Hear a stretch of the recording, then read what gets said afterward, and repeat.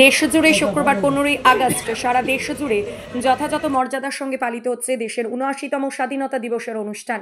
আর তারই অঙ্গ হিসাবে শুক্রবার দক্ষিণ বাউরিয়া পানপাড়ায় অবস্থিত ভানুমতী শিশু শিক্ষা নিকেতনে দেশের জাতীয় পতাকা উত্তোলনের পর নানা অনুষ্ঠানের মধ্য দিয়ে পালিত হলো দেশের ৭৯তম স্বাধীনতা দিবস।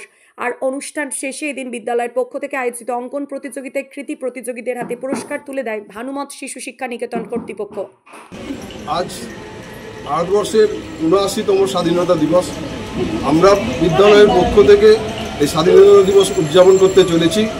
ভারতবর্ষের যেমন বিভিন্ন জায়গায় সরকারি প্রতিষ্ঠান, বেসরকারি প্রতিষ্ঠান, ক্লাব ও রাজনৈতিক প্রতিষ্ঠান, অরাজনৈতিক প্রতিষ্ঠান সব জায়গায় যেভাবে ভারতবর্ষের স্বাধীনতা দিবস উদযাপন হচ্ছে, আমরাও আমাদের বিদ্যালয়ের পক্ষ থেকে সেইভাবে উদযাপন করতে চলেছি।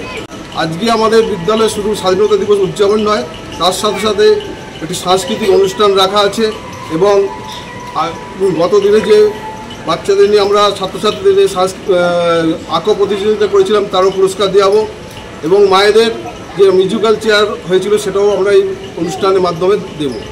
তা আজকের এই শুভ লগ্নে ভারতবর্ষের যারা স্বাধীনতা আন্দোলনের জন্য তাদের আত্মবলিদান করেছে, আমি বিদ্যালয়ের পক্ষ থেকে তাদের শতকোটি প্রণাম জানাই। আজকে তারা না থাকলে বা এই স্বাধীনতা না আনলে আজকে আমরা কেউ এখানে দাঁড়িয়ে এইভাবে কথা বলতে পারতাম না। তাদের অনেক ত্যাগ দীক্ষা, বহু রক্ত জোড়া খুব একদিনে হয়নি, খুব কষ্ট করেই তারা কষ্ট হয়েছে, আজ স্বাধীনতা আমরা লড়াই পেয়েছি। তাই আজকে আর বেশিক্ষণ বক্তব্য রাখছি না।